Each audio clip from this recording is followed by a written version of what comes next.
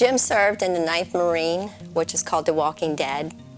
He was in Vietnam in 1967, and he was wounded. He had shrapnel in his forehead, and he received a Purple Heart. He was on their front lines.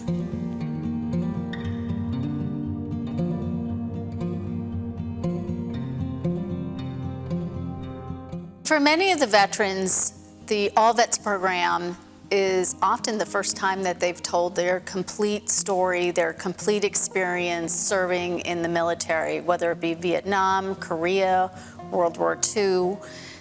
Oftentimes they might share snippets of stories with their family members, but this is the first time in many cases where they told the entire story, complete with pictures and memorabilia of their service.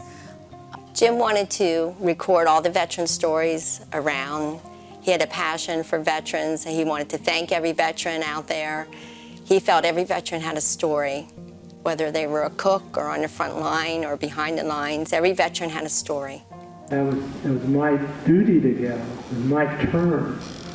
People look at me and say, "You're crazy." Yeah, maybe I am. It's very emotional in many cases for not only the veteran themselves, family members and audience members.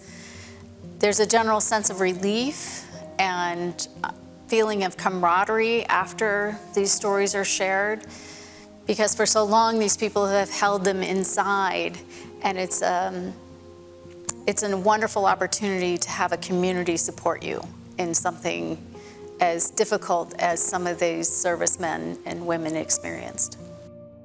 I think there were probably two. Gene Shank, who was a ranger in the Army, who did reconnaissance, and I think Mary Furman, whose son was killed in Vietnam, and he went and interviewed her, and she talked about her son. He really did make his mark on people's lives. I always said, it is hard to put a rope around a hurricane, and that is what he was. And it was very,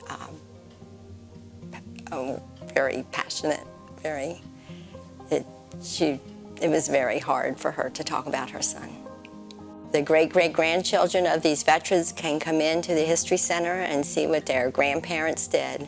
So it will leave a legacy, not only for the families, but for other people as well, for the community.